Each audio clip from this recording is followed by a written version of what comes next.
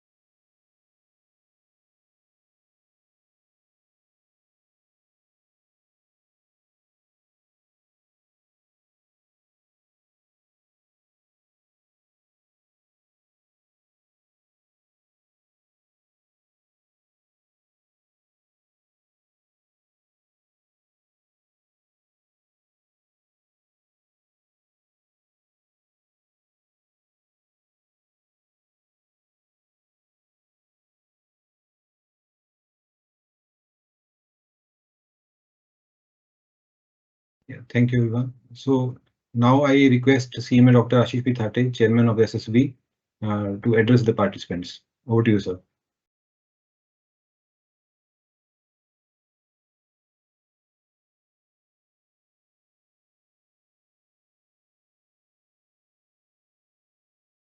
Sir, please unmute, sir. Yeah, so thank you so much, Yoginder Pal Singh, for today's introduction. I welcome all the members, students, invitees, those who are joining all the way, not only from India, but I can see that we have viewers outside India also. And we have started this Vasudhaiva Kutumbakam series thanks to again our Dr. Ranjit Krishnan, whose initiative is there with for this Vasudhaiva Kutumbakam series. So every second and fourth Saturday of the month, we are going to Friday of the month, we are going to have this series. That is 4 p.m. onwards for this Vasudhaiva Kutumbakam. That is on the sustainability standards. That is on the sustainability, the topics which are related to sustainability. We will be having sessions on the second and fourth Friday of every month. This is being the third session in the series. I'm sure that you all must have attended other sessions also in the series. Sustainability is, of course, quite an upcoming space in India, especially in case of regulatory after BRSR has been issued by the SEBI. So many of the companies are pursuing those BRSR and ensuring that they are falling under the the BRSR ambit as such, that is the regulations which are there. Besides that, of course, BRSR is only for India, but there are lots of developments which are happening in the sustainability space over a period of time, especially in recent times, thanks to IFAC, as well as other institutions, those who have issued S1. A lot of developments are happening in that space. Plus, today's session, I can see that it is on the impact assessment. So whatever is the impact of your sustainability will ultimately be reflected in your finances. So in future, we are expecting that if companies are not following sustainability, or if they are not following sustainability which is having a lot of impact, or whatever impact assessment which has been done by the companies, by the monitors, by the agencies, etc. If we are not falling under that, then definitely you may not get the finances. Today also, green finance is a very famous concept which is there, and it will all depend upon the impact which you make on the environment, and on the basis of that impact which you have made on the environment, your finances will be given by various financial institutions, NBFCs, and the individuals as such. So thank you so much once again for joining today's session. I'm sure that we will have a very great deliberations in today's session. Just like earlier two sessions, we had very good deliberations on the various aspects of sustainability. Thank you so much, and my best wishes to the seminar. Back to Yoginder Pal Singh.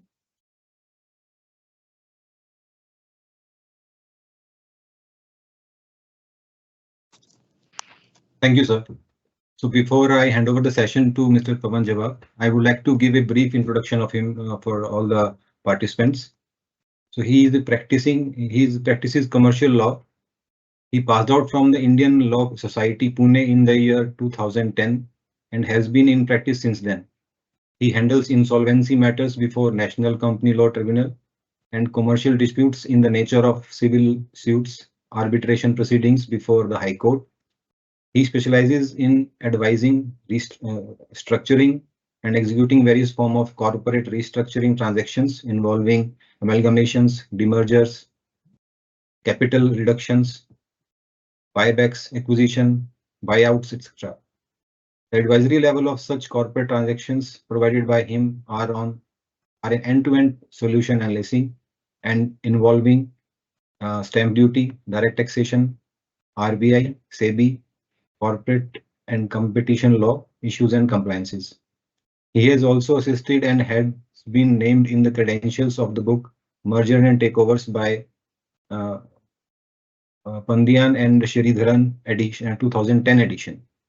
The repeat edition of the book Merger and Takeovers and fourth edition was released recently. He was also involved in the editing, redrafting, and framing of the Section 230 and 2240 of the Companies Act 2013 from the Ramaiya on Companies Act 2013 edition. He has been delegated and appointed by the Institute of Company Secretaries of India to draft, frame, revamp the chapters on the insolvency, corporate law, corporate restructuring of the books, and study material provided to the final year students. So we are very grateful to you, sir, for taking time out for your busy schedule and kindly agreeing to address the participant this webinar. Over to you, sir. Good evening, everyone. First of all, my sincere gratitude and thanks to the Institute of Cost Accountants of India, as well as the Sustainability Standards Board, to give me an opportunity to speak on a subject which I am also learning, and which out of deliberation with you, I think we'll be able to ascertain what are the emerging trends and what are the opportunities in the ESG space. I wholeheartedly thank the Institute for giving me this opportunity. My presentation, which I have, is on a global context as well as an Indian context. I'm looking at basically on a larger level as to what principles are globally recognized in emerging trends and opportunities in the ESG space, and what the impact investing space thresholds are created globally. I mean, from time immemorial, we all very aware that law, principles are something which we've adopted throughout the globe. Okay, it's something which we have adopted in course and time. The global standards are set, and we imbibe them and we put them across into our a system. So that is it's my endeavor, and it's my effort to see if I can bring that to you in a level where I'm going to take out global standards and global thresholds which have been laid over in countries in Europe, in the US, in Australia, okay, and see if we are able to imbibe them along with trends which are also in India. So could you change the slide, sir? So the next slide.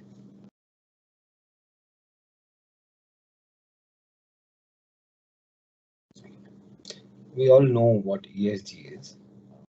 It's something which the board stands for, and we all aware of it. Uh, it's the numbers and the impact and the manner in which entities or corporates are looked at are significantly scrutinized today on a large magnifying scale, which would come through the presentation. There are simple aspects of ethics, there are simple aspects of environmental practices, which obviously flow over in industries which are in manufacturing, where you have the environment involved. Okay, and all of this has to be kept in a check and a balance. That is why governance becomes important. We know what the environment for ESG stands for: the corporate climate policies, energy use, waste reduction, carbon footprint reduction, and many other policies which are now, or rather have significantly been attempted by the Indian legislators to bring in a way where it is mandatory for entities to adopt in India. Obviously, it is for advantages for the investors as well as value creation for the entity itself. Then there are social issues, which definitely has to be kept in balance. You have the fair pay and living wages.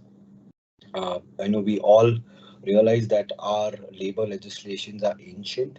Okay, they are not labor legislations which are changed by the need of the working class or the staff men or the factory workers. But yes, there is a uniform code, which is the employee code, which is a panned up legislation which applies to employees, in the country. They are all various attempts and efforts which are made to ensure that there's a level playing field equivalent to the contribution and remuneration. You have issues like fair play and living wages, equal employment opportunities, which might be, reservations. It might be equal representation of men and women. You have community engagement. It can be social welfare measures where you engage with the community and ensure that the community gets employment. And obviously, the top of it is adhering to labor laws. Then you have governance. Governance can be in various forms. It can be in forms where there are policies initiated by the government. There can be legislations which are drafted by the government. There are various other measures internally implemented by corporates to ensure that there is a check and balance system, that there is a proper compliance of ESG. Sir, the next slide, sir.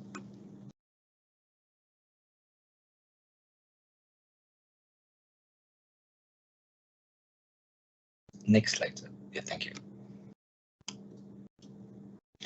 These are certain emerging trends which are purely born out of my research, which I have done, for the purposes of this particular presentation. It starts with this is not only a national requirement.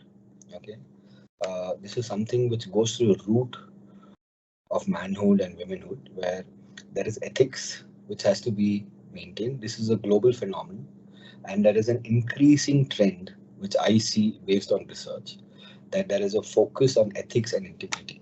What I mean by ethics and integrity, it would mean in a situation where they range from equality amongst men and women. It also extends to business practices. It also extends to disclosure. It is a research and it is a study where it clearly states that 60 to 70% of the world over investors and customers would market and purchase customer products only on the basis of your standards of ethics and integrity. Okay, it does not just stop.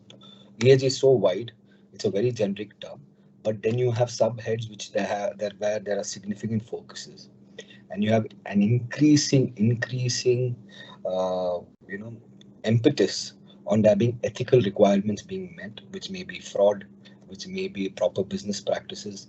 In terms of it being very wide, this is one of the emerging trends based on research. Then you have prioritizing supply chain security, resolution, and transparency. I think this is something which goes within the system as to how a corporate organization functions. Transparency can also be in a situation as to how they maintain books of accounts. There are phenomenal cases of underbooking, overbooking, of invoicing, but actually there's no money coming into the system. So there has to be a proper transparent process which attracts investors. That's one of the other emerging trends globally as well as in India. And you have transitioning workforces. Uh, I think I think we all agree that the largest asset an organization holds is not the capital, not the reserves or not the funds they possess, because they are useless until and unless there's a proper transition of workforces, which is your human capital. I think that's something which is on a high. That's something which is extremely important to attract any investments. Okay, a dynamic political landscape with expanding regulatory changes. I think business on a large scale globally and within the country is aligned to the political landscape. I think there is significant measures over the decade, at least in India, where it has become mandatory under law that such measures are implemented by organizations. Then you have regulatory changes because the consequences of non-compliance have to be large and there has to be accountability. I think those are all factors which result in attracting investments. Those are all factors which result in ensuring that there is a rise in governance, there's a rise in how India is looked at, there's a rise in how corporates in India are looked at. So I think it's extremely important. Regulatory changes also be met with regulatory challenges. I think that's something which our country is facing over decades, where we have significant red tapeism, we have significant delay in litigation, we have significant delay in legal challenges. I think all of that is something which is a globally recognized issue which has to be addressed. Everything has to be done in a time-bound manner. Next slide, sir.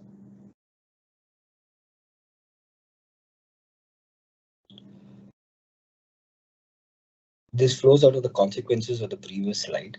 Okay. If business leaders fail to act, they may suffer consequences.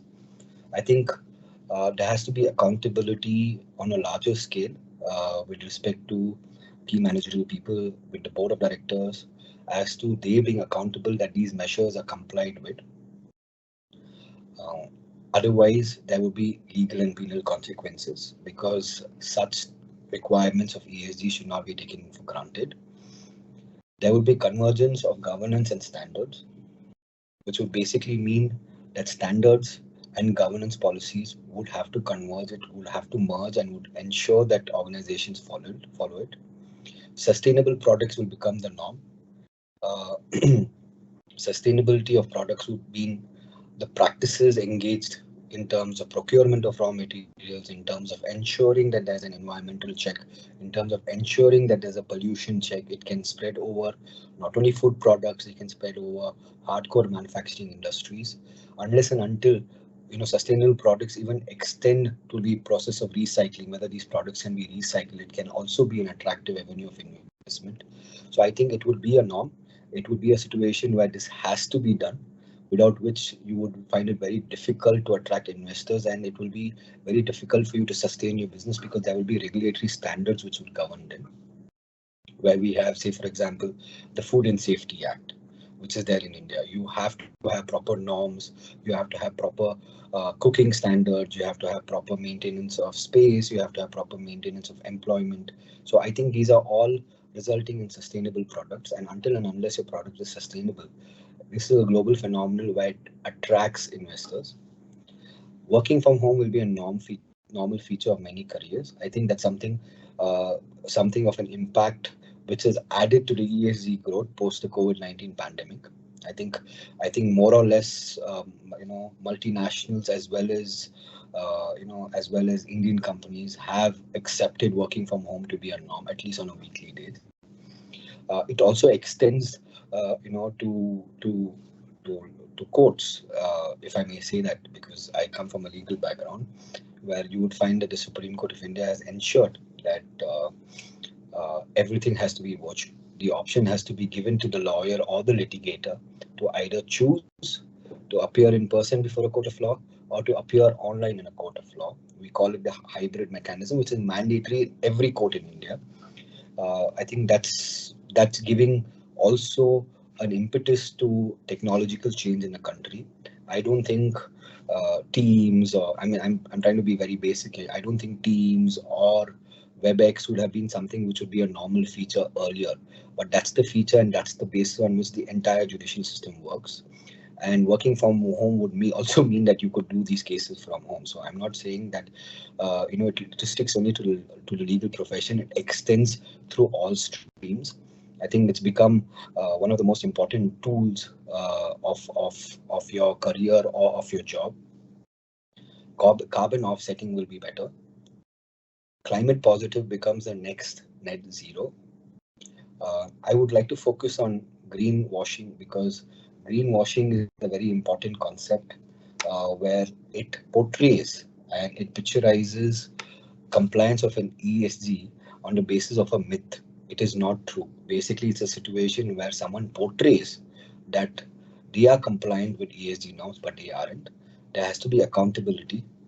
There has to be assurement that there are penal and financial consequences. I think that's something which has to be on a large scale. Uh, Apart from that, you have ESG investing, which will continue to rise.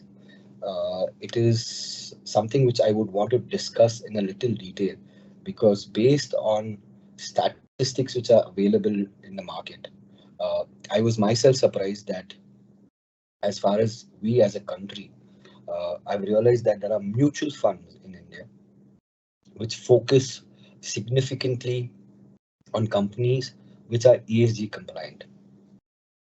The figures are mind-boggling because when uh, the first fund, I think mutual fund regarding ESGs was set out in 2012, but I'll read the numbers for you, which will be mind-boggling in terms of its rise and its fall, because all of this gets related to the global and political environment. For example, you're talking about the Ukraine and Russia war that impacted ESG funds on a large scale. Um, in the year 2019, the fund size, there are around 12 or 11 ESG mutual funds which are available in the country, which comprise where 6 to 7 funds comprise 95% of the market share. In 2019, the consolidated fund size was a meager 2,703 crores. This is 2019. By the year 2021, Form 2703, which is 2,703 crores, the fund size increased to 12,369 crores. That's a massive 600% rise as far as the belief, as far as the investing of ESG companies were concerned. But unfortunately, in the year 2023, there has been a dwindling of these figures because there has been a sparked sell-off due to the global economic environment as well as the political environment, where from 12,639 crores in 2021, it has fallen down to 10,741 crores. And after 2022, there has been no floating of an ESG fund. I think that's a huge indicator as to how uh, significant and large our economy or our market is towards ESG in terms of the impact of investment. It's definitely not comparable to other mutual funds, but it shows the belief, it shows the intent, it shows that we as a nation are moving towards being compliant to an ESG, which giving, see, unless and until there would be effective ESG compliances, the money would not be invested. So it's an indicator of both. It's an indicator to show that yes, we are imbibing and implementing the norms. It is also an indicator to show that the global market as well as the Indian market believes and ensures that there is significant investment there. But also you have to understand that ESG is not ring fenced from the global environment. There has been a tremendous fall in value and there has been a tremendous spark of a sell off post the global economic and political climate. This is something which I thought would be useful because this is something I also do not know. This is something which I have realized in course of time, but there has to be measures that just because of a global conflict or a global event, the value created by the entities in India should not diminish. But I think in course of time, as our Indian market is shielded itself from external influences, the ESG market also has to shield itself from external influences. Next slide, sir.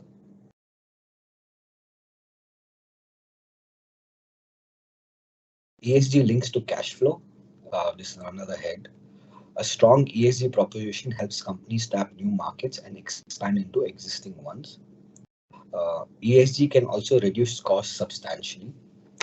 A stronger external value proposition can enable companies to achieve greater strategic freedom, easing regulatory pressure. A strong ESG proposition can help companies attract and retain quality employees, enhance employee motivation by instilling a sense of purpose and increase productivity overall. A strong ESG proposition can enhance investment returns by allocating capital to more promising and more sustainable opportunities. In essence, you know, the idea, or rather the proposition which I am putting across over here, is that if you're ESG compliant, there is a direct link to your cash flow. If you're ESG compliant and your rating is high and you're ensuring that there is a proper economic, social, and governance standard maintained, it enables you to access more funds. If it enables you to access more funds, it is a chain reaction which ensures that you enter into new markets, you enter into new products, which results in a better valuation for you. I think that's the idea as a trend which is globally acceptable and we all know about it, which results in, as I put the link to you, you have an ESG standard which is at a high level. It enables you to tap cash flows, which results in the cash flow entering the entity, which results in better payments to your customers, ensures better payment to your employees. It ensures that you have a higher level of retaining of quality employees. There is a purpose within them. I think all of this is intrinsically linked. It is a cycle which has to happen. It is a cycle which gets implemented.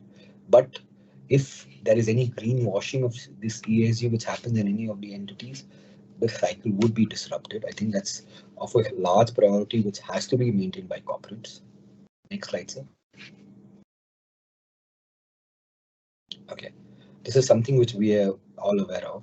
Okay, and I think the only downside I had when I was reading all this, and obviously we have the SEBI which has made mandatory reporting and there's a proper format, and we have all of this and we are aware of all of this. I think the larger issue of, I personally believe that there has to be a uniform law which governs the entire corporate circle and governs the entire companies. But what I understand is that it has to be restricted to the top 100 listed companies, is only because there may not be funding which these small entities would have to deploy in these ESG measures. But I think the regulators, I think it's only a half-baked measure, because there has to be a measure where you ensure that there's a uniformity and equality of compliances. Because I don't think as an economy we would grow to that extent if ESG only is for selective entities. I think it has to be maybe on a lower scale of a disclosure, maybe a lower scale of a compliance. It may be implemented. Yes, it is implemented through CSR activities in course of time through various entities. It's my personal opinion that it has to be to a certain level, even for basic entities which are incorporated, which ensures that the entire nation grows towards the ESG compliance. Because you will have one extreme and you will have an extreme which will never be an ESG compliant entity. That's my view. Next slide, sir.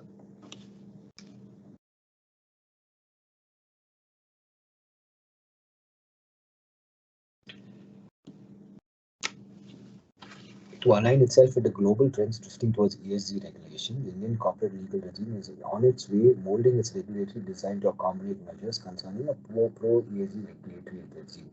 I think, even going down to history, if you had significant ESG compliance and ESG implementation, we would have never had the Bhopal gas tragedy. I think that's one of the biggest, or rather the largest, impacts which the country had, which really made the entire regulatory framework of environmental law, pollution law buck up, because it resulted in mass, if I may use the word massacre, because it resulted in a large loss of life. I think that's something which we should have done before, but we are, started in 2000s and now effectively implementing through legislation in 2020, 2021. I think it has to be pushed by legislation. It has to be pushed by legislations, basically the parliament, to ensure that there is a larger accountability. Otherwise, you would have these environmental issues popping up all the time. I don't think in the years we have heard much about a pollution issue with corporates. You would not find an environmental issue with corporates. Yes, you have on a larger level, you have something called the National Green Tribunal, which governs disputes. If you really want to see, in my personal view, bringing my legal background to the fore, I think if you really want to see how good compliant uh, of a country we are as far as ESG is concerned, I think we have to look up at the litigation or other cases which get filed before the National Green Tribunal. Okay, it would give you the E of SG.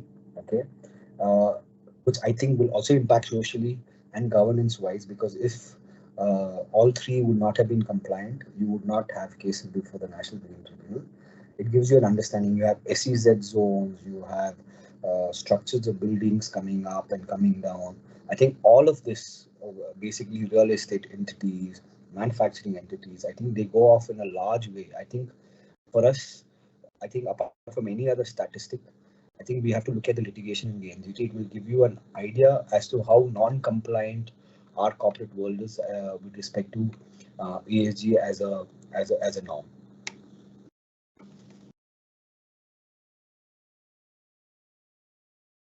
Next slide.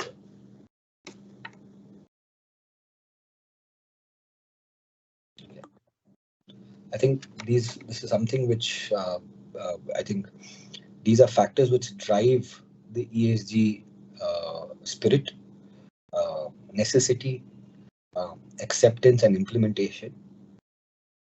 I don't think we would have any sort of compliance or implementation until and unless it comes in a form of a legislation. So there has to be significant regulatory support. It has to be, effectively implemented. There has to be a public private debate. There has to be views taken from the corporate world.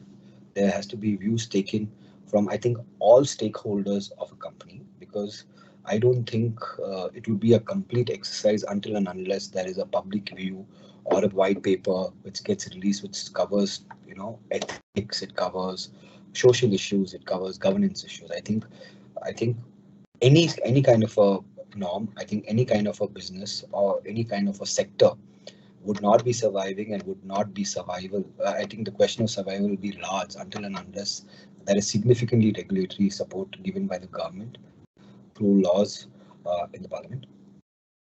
Second is the integration of ESG factors. As I gave you a simple example, uh, you have to have. I think all three are imbibed and intertwined and interlinked to each other. You cannot have one E always or a G always, because with the environment comes the social impact as well as the governance requirements. I think that's something which is of great importance. I think if my memory serves right, I think when the what do you say, when the advent of email started throughout the country, I'm just giving a simple example of how of an environmental of the ESG. You would always have in your email, please save paper and please do not print. I think those were also measures towards ESG, though it might be at a level not of a corporate level, it might be on an individual level. I think we have to look at it not only on a level of entities. I think we started as Indians on a larger way where we stopped printing. And I think you would also realize that if any of y'all would have watched any, because the Supreme Court proceedings in India are live and available, on a stream. And you would find that none of the judges and you would find that none of the people would have paper. It is all through computers. All of them will have a computer. All of them will have, tabs where they will ensure that there's a savage of paper. So the point I'm trying to put across here is that ESG is not something which are for corporates. It's something which we implemented as individuals and humans also. You have climate change mitigation. I think when you're talking about sustainability of production vis-a-vis climate change, I think that's a large issue. I think the entire country and the entire world is trying to cycle back to what was done as a damage 50, 60 years ago. You have unbelievable reports which come out globally from the UN, from environmental organizations, which realize and tell you that we are too late and you have extreme weather conditions, all over the country. You have massive floods, okay, and you have situations where there is massive heat. All this is a matter of climate change, which were unusual. So we are in a situation where we have crossed the threshold. We have crossed the risk zone. We are not in a risk zone anymore. We have crossed the risk zone, and there are measures which we are implementing much after the damage to mitigate such climate change. I think social impact also is large. I mean, in terms of social impact, I can give you an example. We all know these concepts. These concepts are something which we all are well versed with. Say, for example, a huge corporation sets up, an entity in a district or a village. Okay, I think it has huge social impact. It has huge social impact because it indirectly or directly implements ESG, because it results in a social upliftment of the society at that particular place. Because one, there are jobs created. Two, there is a high standard of living which is achieved. Three, there is education imparted. Four, there is skill which is created. I think all of this, just as a basic example, would reflect ESG. And I think it's a large seller. I mean, you would see in the news that you would have the big names, Tatas and the Birlas and the Reliance would in these trade conferences and these investment conferences or these climate conferences decide and declare that they're investing 10,000 crores and 5,000 crores. That's an activity of ESG at the end of the day, because the kind of social impact it has, in terms of upliftment of the entire society, in terms of infrastructure. I mean, I think ESG also covers just it's an unbelievable trigger effect, because it results in better infrastructure. I think you would realize that in the last 8 years, I think for any country globally to prosper, I think infrastructure more than anything is required, and that would come where there would be a social impact, which will result in roads, that will result in electricity. And look at what ESG is doing. It's basically developing an entire nation. That's the larger impact of an ESG mechanism, which is a byproduct. You have governance enhancement, which is also a driver of ESG investing. Governance enhancement, you might have possibly a specific regulator to ensure, because I think an entity like, or rather an organization of SEBI has too much at its hand. And I think there can be independent bodies established for the purposes of ensuring compliance and implementation. I think if we have all these five heads uh, achieved or sought to be achieved or proposed to be achieved, I think that's a huge driver which happens or attracts investments in India. Sir, can you change the slides, if you don't mind?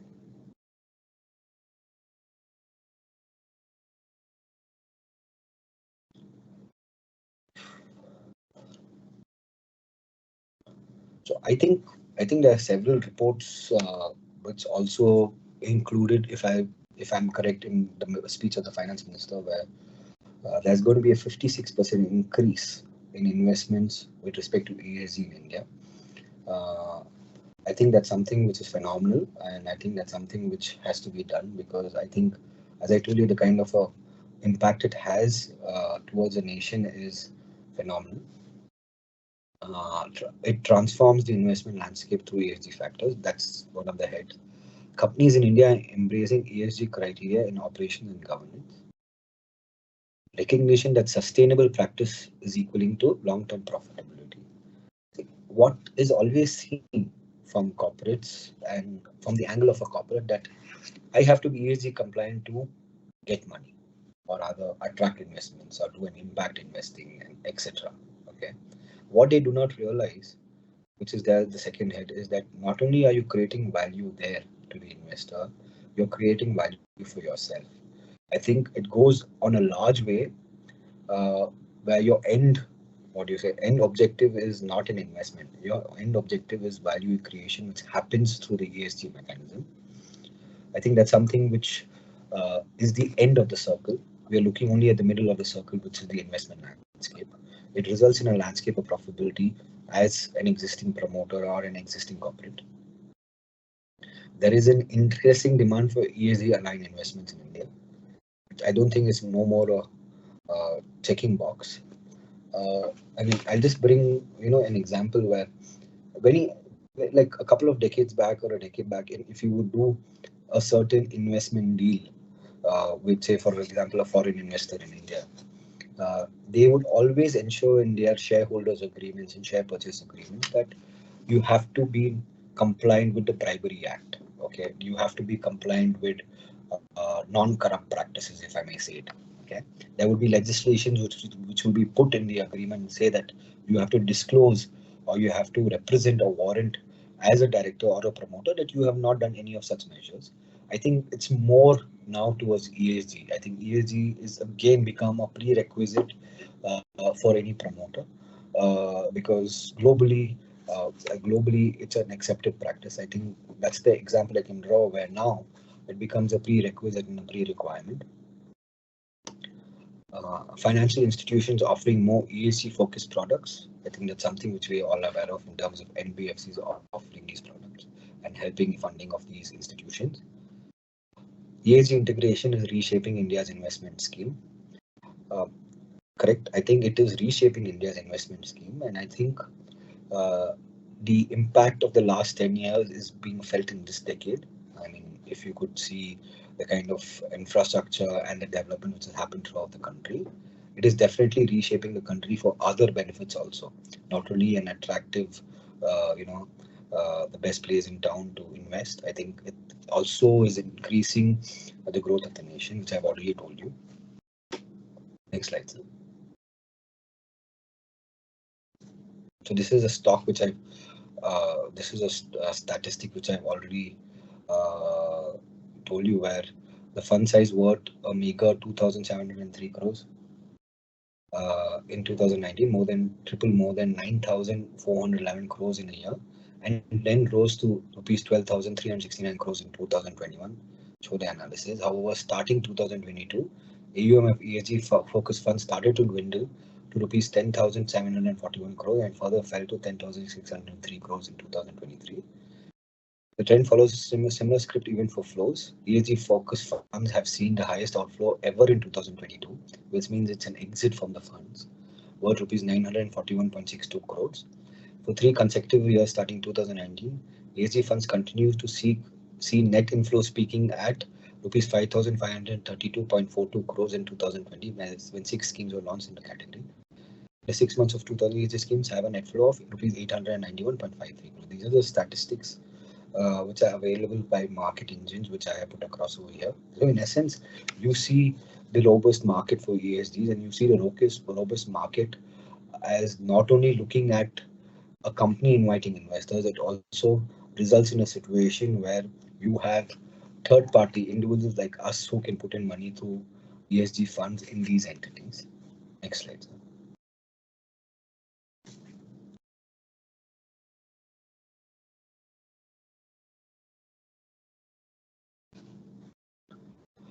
Environmental, social, and governance investing has gained considerable traction in recent years. We are all aware of it, representing a shift towards integrating environmental, social, and governance factors into investment decisions. It is, apart from having a good balance sheet, apart from having a good value, apart from having a good potential, apart from ensuring that you have ethical practices, I think ESG has become one of the main and major factors for investment decisions. Investors are increasingly recognizing ESG factors as crucial components for investment decision making, going beyond mere ticking boxes, which is no more a tick exercise. Despite its popularity, ESG investing faces criticism regarding its ability to effectively address pressing global changes such as climate change and social inequality. I think this is something which I want to discuss in detail. And in terms of, I told you that it faces criticism in terms of there is an ability of them to unaddress such issues because of the global political and economic climate. I think that has a large impact, which results in not having enough funds. This results in coupling their resources to ensure that there is an upliftment of social measures as well as governance measures. I think there has to be a mechanism which is put in which ensures that we are ring-fenced. Next slide, sir.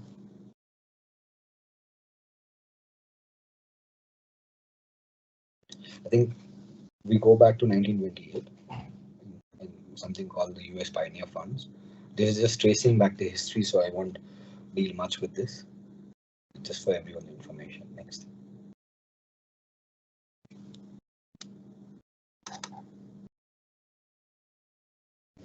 Next.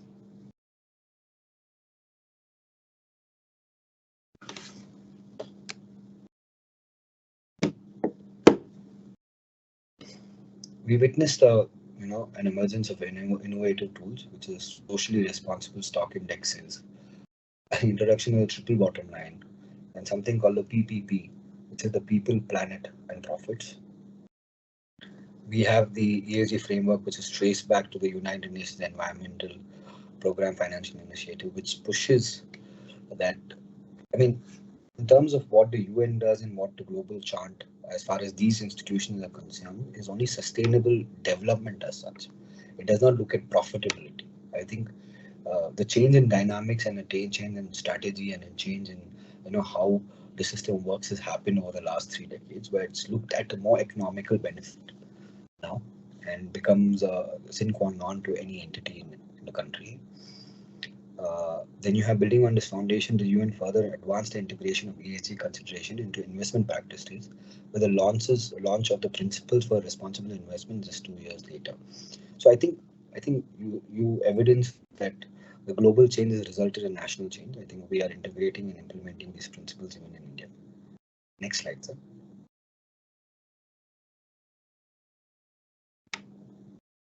These are other measures which I want be specific about, more of what the UN General Assembly did, what the UN Sustainable Development Goals are, as to all member countries adopting measures.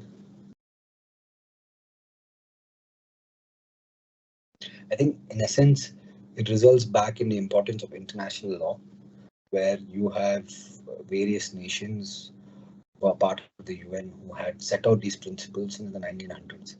And I think it's taken more than a century, it's taken more than several decades for it to reach to our country at a larger level. Next.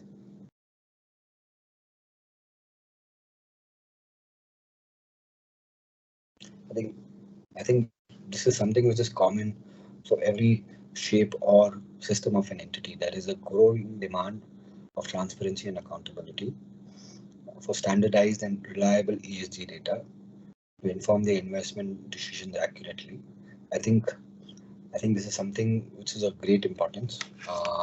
You cannot have a system, you cannot have an entity which produces unstandardized and unreliable data. I think there has to be check and balance within the system when the investment goes through, that accurate reports are given. There's no greenwashing which happens. Companies are facing increased pressure to enhance the ESG disclosure and provide great transparency into their sustainability practice. I think we're all aware of that. Greater transparency and accountability in ESG reporting can lead to improved investment confidence and better risk management. I think risk management would be avoiding any environmental hazards or environmental non-compliances or pollution issues or social issues which you might arise in terms of setting up entities. I think that's something is something or other that's the end effect of an ESG implementation. Thanks, sir.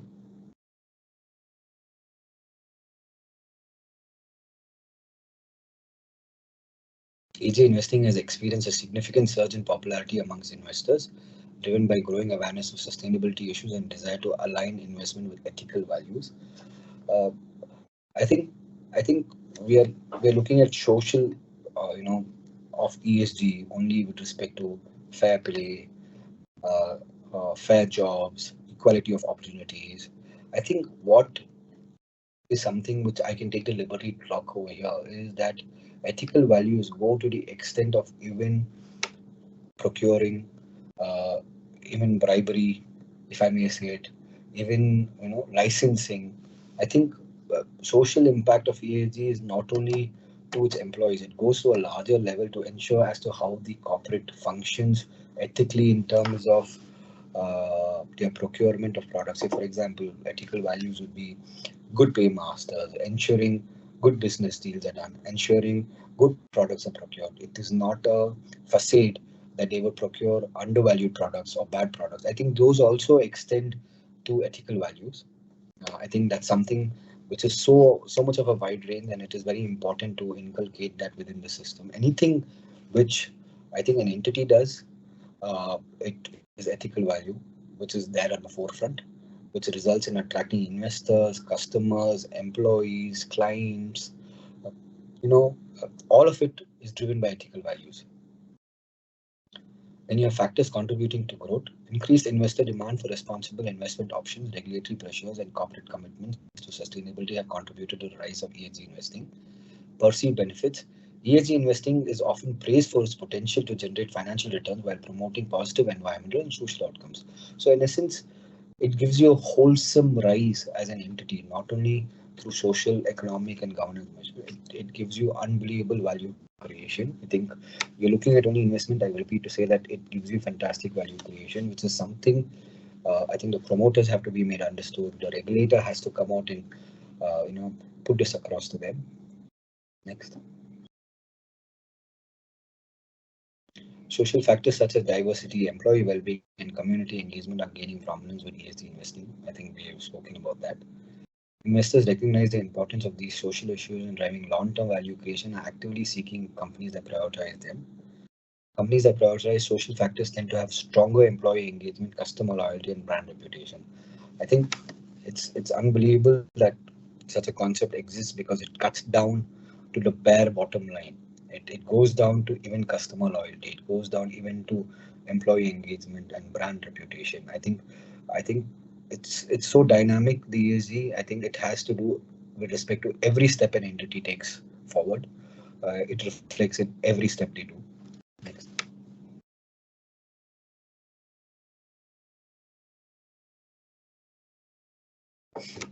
I think I think when you're selling ESG as a myth, or ESG becoming a myth is something, then results in a situation where you're looking at only private profiteering, an issue where you as a shareholder want to make your profits. Critics argue that ESG investing prioritizes shareholder returns over meaningful planetary impact, leading to a disconnect between financial goals and sustainability objectives. I think it depends on which school of thought you want to adopt.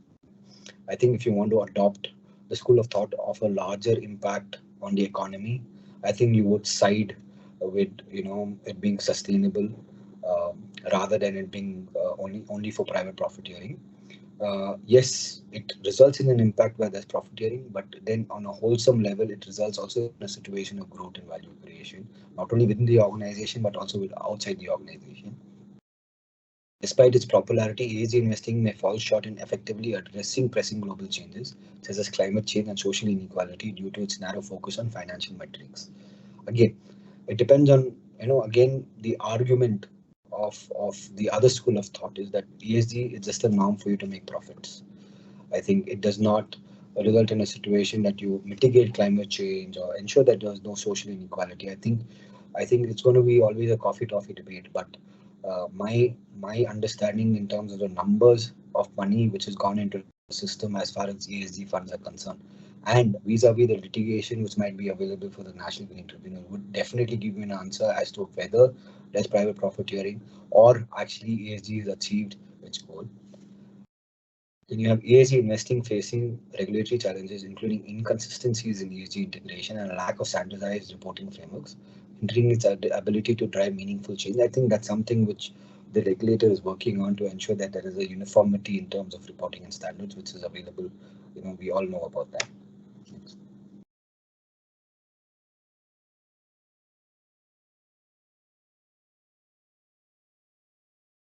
Next.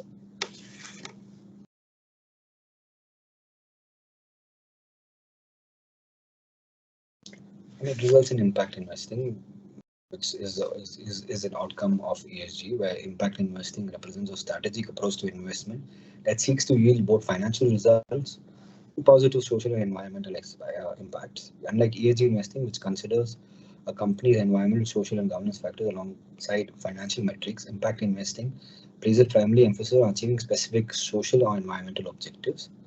Investors select opportunities based on the potential to generate desired outcomes such as mitigating carbon emissions, enhancing healthcare accessibility, and fostering gender equality. Next, sir.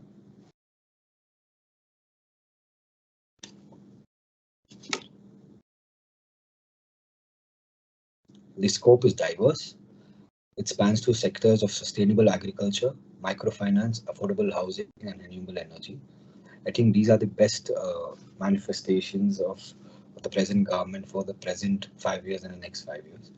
This investment approach offers a dual benefit. It addresses pressing societal changes, which also provides financial investor incentive for investors. So impact investing results in dual benefits and advantages. Impact investing has the potential to catalyze innovation and contribute to the advancement of social and environmental goal on a global scale. I think we all agree that it results definitely in innovation. It results in effective implementation of utilization of resources, manpower, every rupee in the system to ensure that all objectives are achieved. Next.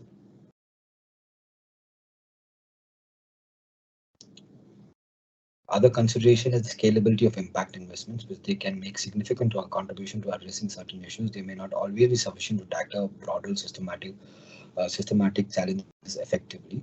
I think this is one of the downsides, or rather the objectives which impact investments do not achieve. Next slide, sir. Impact investing which seeks to generate measurable social and environmental impacts alongside financial returns has experienced significant growth. Investors are increasingly looking to deploy capital towards investments that deliver positive and social environmental outcomes. Impact investing offers opportunities to address pressing global changes such as climate change, poverty, and inequality. Next, sir.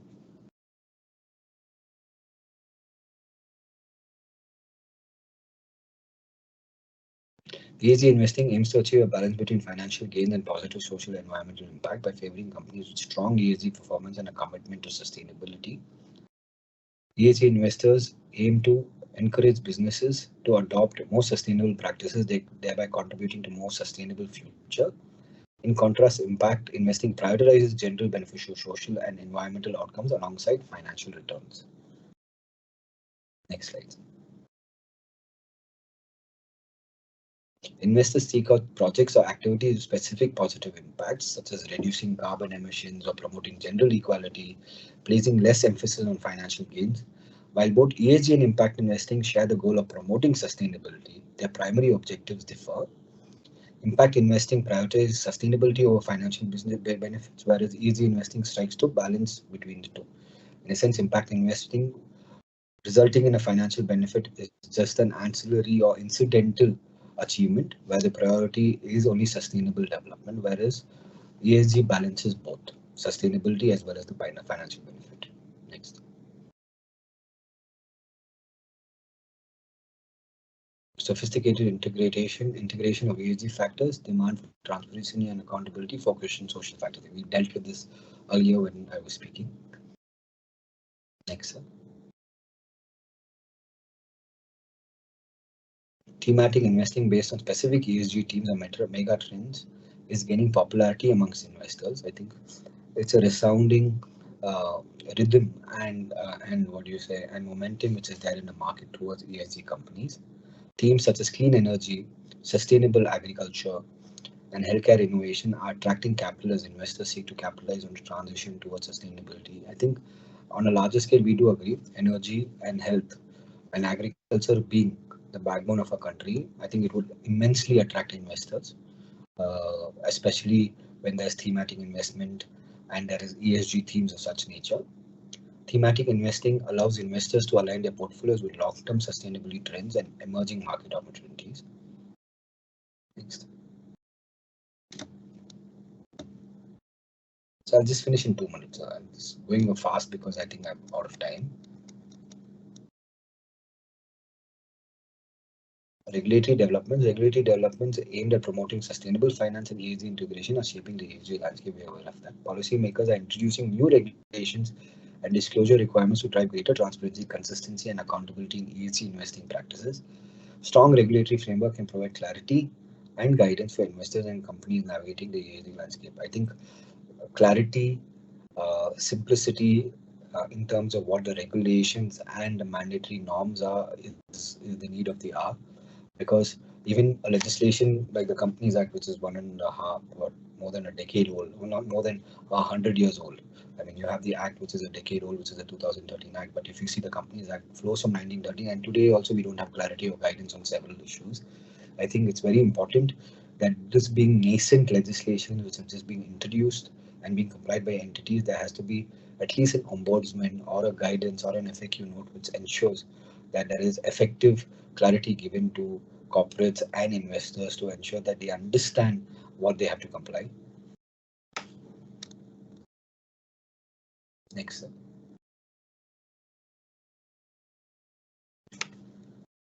This are also treated as alternative investment avenues, where alternative investment of avenues offer opportunities to complement or diversify traditional ESG investing approaches, providing new avenues for sustainable investment strategies.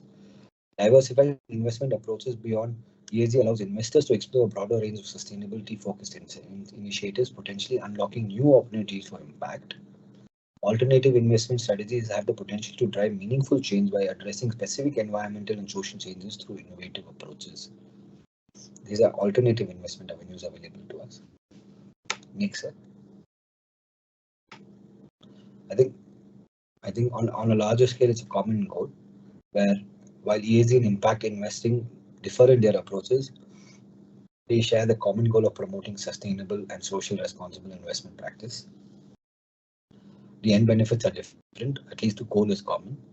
Incorporating these principles into investment decisions not only benefits investors but also contributes to positive societal and environmental outcomes. Next. As ESG investing continues to evolve, these emerging trends present significant opportunities for investors to not only achieve financial returns but also contribute to positive environmental and social outcomes. By staying informed and actively engaging in these trends, investors can play a vital role in advancing sustainable and responsible investment practices. I think we all in unanimity that this is the result and conclusion of the ESG impact and ESG requirements. Within the system. I think that's something we commonly agree and conclude on. Last slide. Thank you so much for your time, and I think I overshot by 10 minutes. And thank you so much for a patient hearing. I hope I would have contributed and imparted something which would be useful to you. Thank you.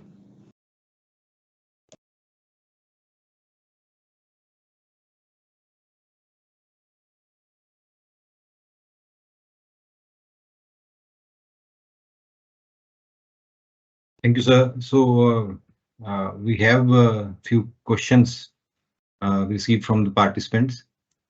So I'm putting up the first one.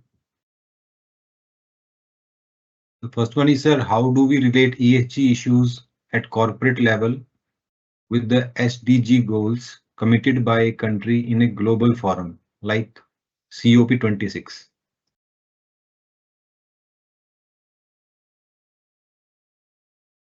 Sir, I think you are on mute, sir. The internet broke. Could you just repeat the question, sir? I think it's a comparison of ESG goals and sustainable development goals. Yeah. How do we relate ESG issues at corporate level with the SDGs committed by a country in global forum like COP26? I think on a larger level, what happens is I think SDG goals are goals which are, I think, not investment or profit driven. I think those are pure environmental issues which are, put out by the United Nations. There are 17 goals which they put out, that there are no poverty, zero hunger, good health and well-being, quality education, gender equality, clean water and sanitation. I think these are the SDG goals which are common. They call it the 17 SDG goals. I think in essence these goals are more towards upliftment of a society, more towards non-economical benefits. So I don't think there is a connection at a larger level, but the only differentiating factor is that the SDG goals are not profit driven, whereas I think the ESG goals have a balanced approach. I think in essence, I think social of ESG, I think would result in a situation of achieving the 17 sustainable goals. I think that would be one factor or the most common linkage between both. But I think the effort and the end objective is obviously for social upliftment and economic development at a large scale. Because if you achieve the sustainable goals of the 17 principles, it definitely results in a better life. Definitely results in a situation of a better living and an upliftment of a society, resulting in employment, education, and ensuring that the economy grows. I think it is intrinsically linked, but the objectives are different, or rather the purposes are different. If I hope I've been able to answer that. Yeah, thank you, sir. So one more question. He's asking that how a corporate advisor can help his client with ESG and impact investing. So I think there are various. I think it's a fantastic question, because I think it's a huge USP for USB for CS firms, especially CA firms and the big fours, which have teams set up especially as a vertical themselves. I think it's on a larger level. It's like an assurance check. It's like an audit check, which you would do for your books of accounts. I think it would result in a situation where it is a nascent law, where you have people who handhold you for these compliances. That is a huge area of practice. I think all these listed companies require it. It becomes a mandatory disclosure in your financial results or your reporting, which again results in a great opportunity of work. I think on a larger scale, it's a huge avenue which has resulted in revenue creation even for professionals. I think it is the requirement for a corporate organization today, irrespective of the size. Yeah, thank you, sir. So we have no more questions. So with this, we can now we can go to the last part of the webinar. So then now I would like to propose a vote of thanks for this event. And at the outset, I would like to convey my sincere thanks to CMA Dr. Ashish P. Thate, Chairman of SSB, and other members of the board for all their guidance and motivation that enable us to take more and more of such activities for the benefit of our members and students. And we are very grateful to our distinguished speaker for today, Mr. Pawan Jawad. It was a real pleasure listening to you, sir, and it was truly a knowledge enriching session to understand the emerging trends and opportunities in ESG and impact investing space. So at the last, I am also very thankful to all the participants who attended this webinar and for all their active participation. And I'm sure this today's detailed deliberation, you all will be immensely benefited. So once again, thank you all. And now we are concluding this webinar by playing Institute's anthem.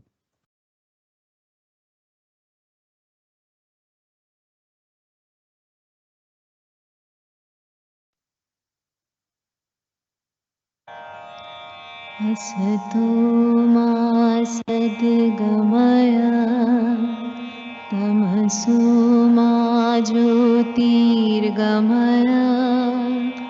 मृत्युर्मामृतं